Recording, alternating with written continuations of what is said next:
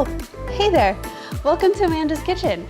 I'm Amanda, and in today's video, I wanted to go through a couple of tips and tricks that I've learned along the way that I have been able to implement in my own kitchen, in my own space, just to kind of, make the workflow a little bit better, stay organized, and just overall enhance my cooking.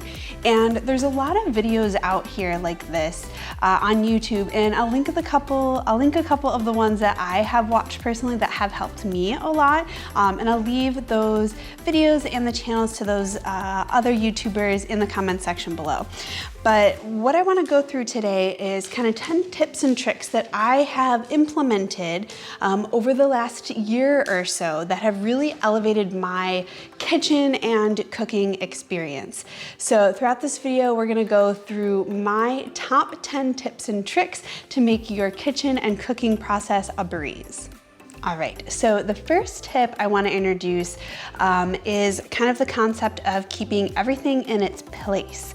Mise en place is a French term that pretty much means having everything prepped and ready to go. So maybe either invest or use what you have, some like little measuring bowls, like little serving bowls, measuring cups, anything you can, and pre-measure all your ingredients before you start cooking a meal. This gives you the opportunity to review your recipe to make sure you have all the ingredients, or if you're able to make a substitute, because this is kind of like a bonus tip here. If you are missing just one ingredient, I guarantee you could still probably find something in your fridge or your pantry that you could use in order to still make your recipe. So measure out all your ingredients, your spices, your protein, rice, liquid ingredients, eggs, all that stuff, and you set it all up in an organized fashion, so that way, once you begin cooking, all you have to do is grab and pour and mix and create. That includes pre-chopping your vegetables, opening any canned goods, just having everything at the ready so you're able to dive into that recipe and not have to search through your pantry for that one ingredient that maybe you forgot to grab out. So mise en place, that is definitely a game changer in the kitchen, especially when you're making a new recipe. So tip number 2 I have for you is to stay organized. And I've showed you a few places around my kitchen that I have kind of modified to keep things a little bit more organized. Having my knives out with the magnetic racks, having the Lazy Susans in my cabinet so I can just very easily find what I'm looking for. The drawer organizers are set up in such a way where everything that I need can be easily grabbed. So putting things back in their place once they're done being used, and having them in a way that works visually for you as well as kind of ergonomically. Like have things near your stove that you need for cooking.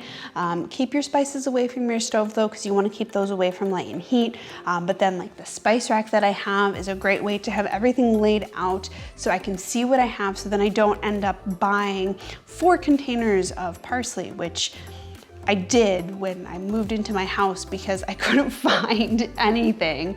So I actually ended up giving them away to friends and family because like I'm not gonna use 4 things of parsley. But this is a great way to kind of have everything in its place, so you know where it is, including bakeware, like the organization I have for my pots and pans and the lids. Even though they're separate, they're very easy to find and easy to grab when I need them. So next I want to talk about cookware. I think that one of the best decisions that I have made recently is investing in good quality cookware.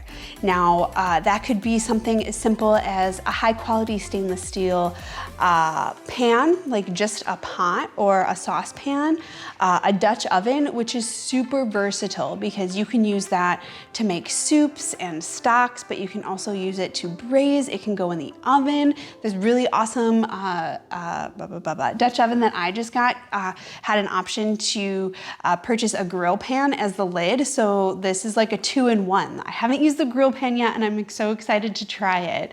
But this is something that is super versatile and it's high quality, so it's going to last and it's going to enhance the flavors of your food. Additionally, I just got this carbon steel non-stick pan. So between the Dutch oven and the carbon steel pan, I honestly could probably make everything that I need to in my kitchen. So as a home cook, when you're starting out, you don't need like a huge fancy set. I personally just got a new set of stainless steel pans because I was at the point where I was ready to replace everything that I had, and it was a better investment for me to get the whole set than to buy individual pans. But if it's not in your budget, just starting out with a good saucepan and a good frying pan or skillet, like you could pretty much do anything with that. So definitely invest in something that's high quality, that's going to be sustainable and last longer. Because if you invest in a high quality pot and pan now, it's gonna last years and years versus buying the cheap one at the store that you have to replace in 6 months to a year. So try and think of that in the long term when you're building your kitchen tools. So another thing I wanted to pop on real quick and say, which wasn't included in one of the general tips for the kitchen, but I always like to have like a little bowl when I'm prepping vegetables or anything like that. That way I have somewhere to put my scraps. So that way you don't have to be running back and forth to the trash in order to keep a clean workspace. So this is super helpful when you're prepping vegetables or anything like that, where you can just cut off what you don't need, put it in the bowl, and you can always save all those scraps in a freezer bag and make vegetable stock too. Onion peels, the like little nubby parts of carrots, the peppers things, and all that stuff. But that is something that I've been doing recently, and it has been a game changer in the kitchen. Just having that little bowl right by my cutting board where I can throw everything in, and then when I'm done prepping everything, I can only make one trip to the garbage can, and I just feel like I'm saving so much time and keeping my workspace super clean. Now, in addition to cookware, other kitchen gadgets are important too. Most importantly, I think, even more important than good quality cookware is a good knife. And you wanna make sure that when you're prepping food in your kitchen, you use a sharp knife. A sharp knife is actually less dangerous than a dull knife because you don't have to press as hard, there's not risk of slipping, and yes, knives can be dangerous because you can still cut yourself on any kind of knife. So definitely be careful and stay focused and pay attention when you're using a knife, for sure. But having a good quality knife and keeping it sharp is going to streamline your food prep process to the max. So invest in either a whetstone or this sharpener that I have, I got off of Amazon. I'll link that below. And it's just a really quick and easy way to keep your knife sharp. That way everything just glides. You know, there's nothing worse than trying to chop through a vegetable and you have to put all your weight into it and you're like, oh my God, am I gonna cut the vegetable in half or am I gonna cut my finger off? And I'd rather not do the latter. So having a sharp knife kind of alleviates some of that worry. And you don't need like a million knives. I feel like if you go to the store and you wanna buy like a knife set, like there's so many knives, like I don't even know what they're for. So get a good paring knife, a good chef's knife, and maybe a bread knife just to have if that's something that you'll actually use, and keep that handy and keep them sharp. So along those lines of good quality cookware and sharp knives, I also have found that having a nice wooden cutting board is a really great addition to my kitchen. Now I do still have like a plastic mat that I'll use when I'm preparing meat because I don't want to mix meat and vegetable stuff, but most of the times I'm prepping veggies and stuff like that. So that's what I'll use my wooden cutting board for. And I do have like a plastic mat that I could put on top of the wooden cutting board to prepare my meats, just to prevent cross-contamination.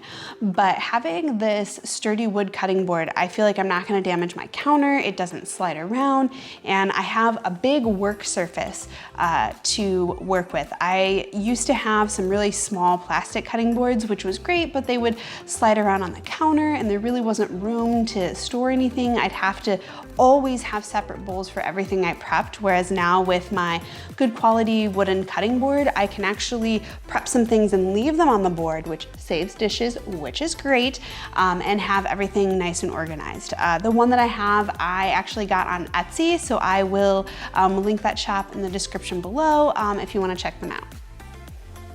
So in the spirit of saving dishes, one of the things that has also been a game changer in my kitchen is cleaning as you go. So I used to prepare meals, throw everything in the sink, eat dinner, and then I'd be ready to just chill, but then I'd look over in the kitchen and there'd be so many dishes to do, and I would just totally regret making a meal. And like, that was not a good cycle to get into, because I really do enjoy cooking, and preparing meals from scratch is very satisfying, but what's not satisfying is dishes. So what I have learned is, as you cook and prepare and prep ingredients, clean as you go. So when you start out, you mise en place, get everything in its place, prep all your ingredients, and then maybe wash your cutting board and your knife and put that in the sink, so then you have a clear space, so then you can cook.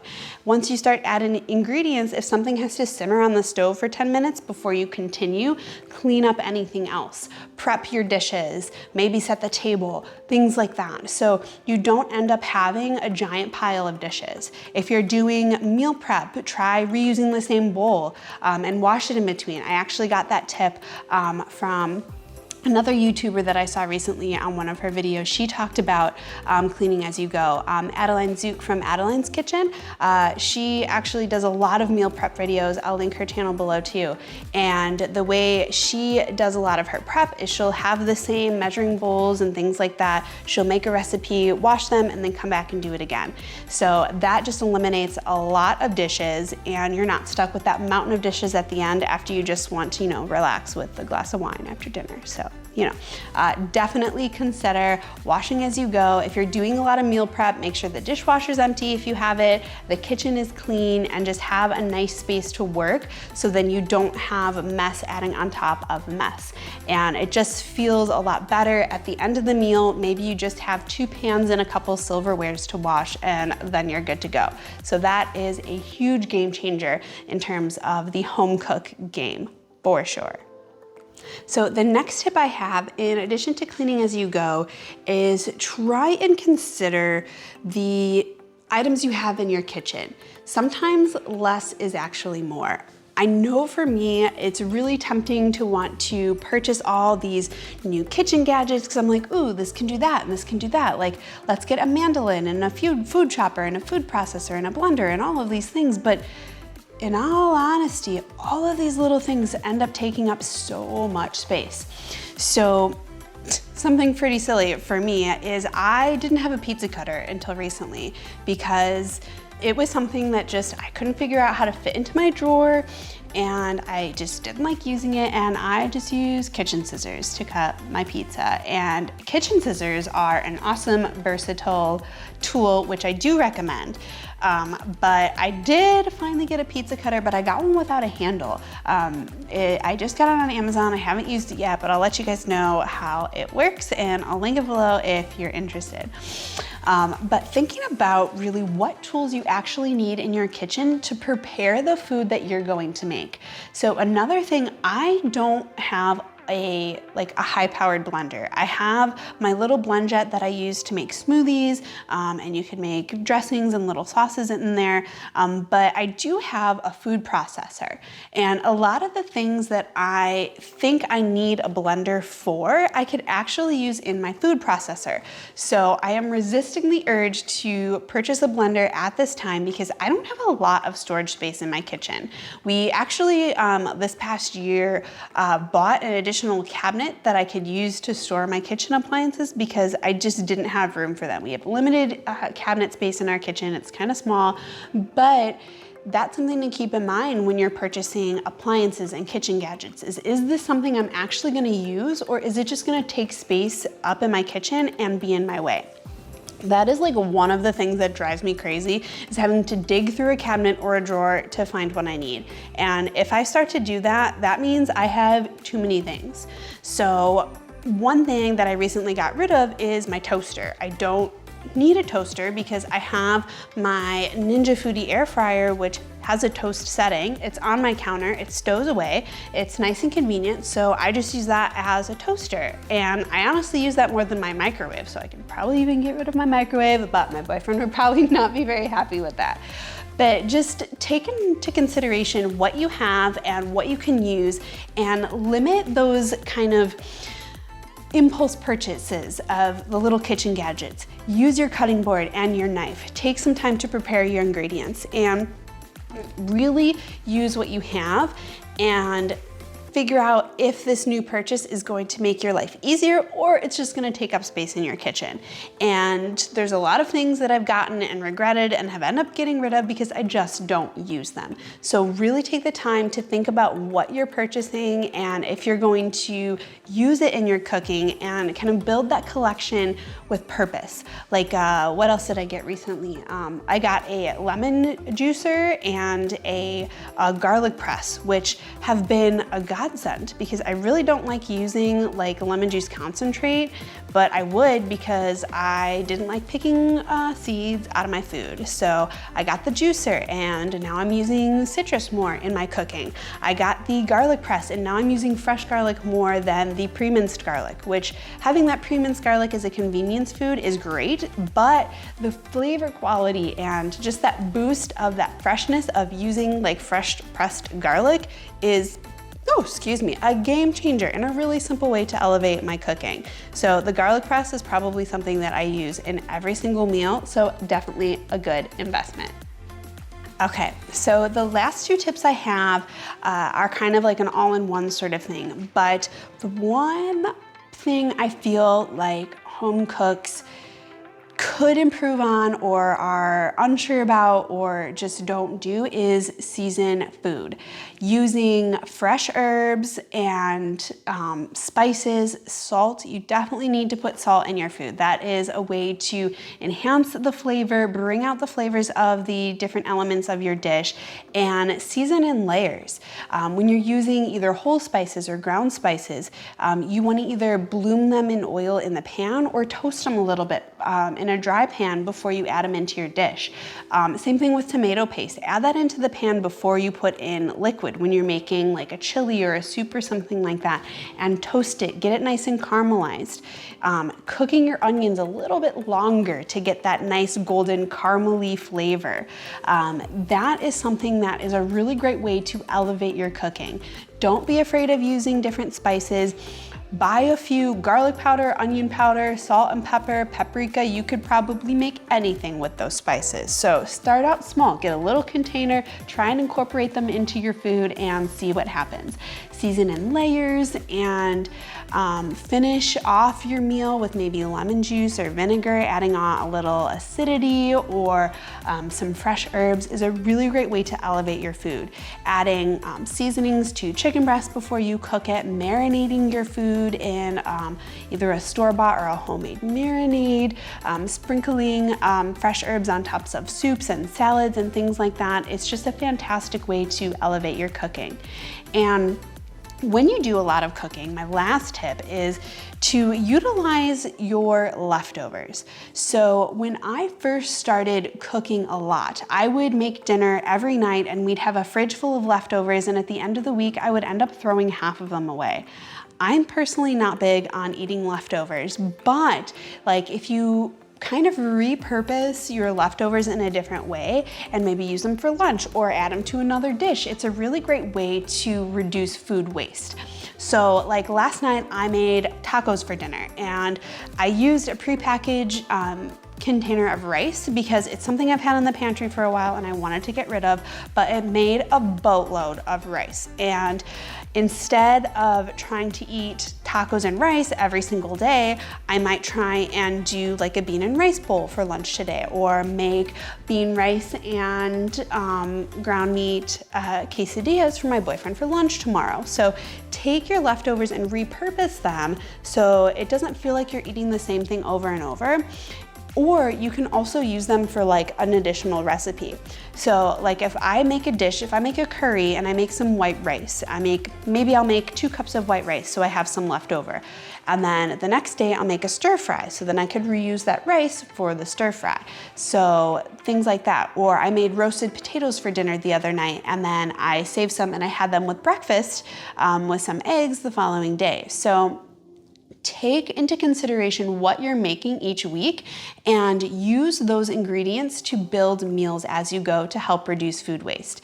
Kind of a little bonus tip is I like to try and plan out my meals for the week, so then I know what components I'm going to be cooking, so then I could utilize things for the next day. Or maybe if I know like one of these meals I'm making is for the first time I'm trying a recipe and it makes a big batch, I'm probably gonna plan on having leftovers for dinner the next day, just because I don't like to modify a recipe the first time I make it.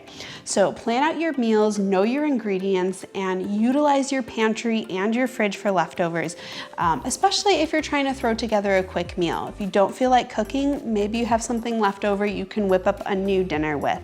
So those are my 10 plus a few bonus tips for having kind of a nice flow for your kitchen, staying organized, and just making things accessible. If you have a space that you could work in with good quality materials and a good mindset, you could definitely create anything. You don't have to be a chef to be a great home cook. So I hope these tips and tricks were helpful for you, and I will link a bunch of videos below like this that I have seen, which I also found really helpful. So check those out. If you liked this video and want to see more like it, drop me a comment below. If you enjoyed this video, don't forget to hit that thumbs up and that bell for notifications, and please consider subscribing, and I can't wait to start cooking with you guys. So I hope you enjoyed this video, and I'll see you next week.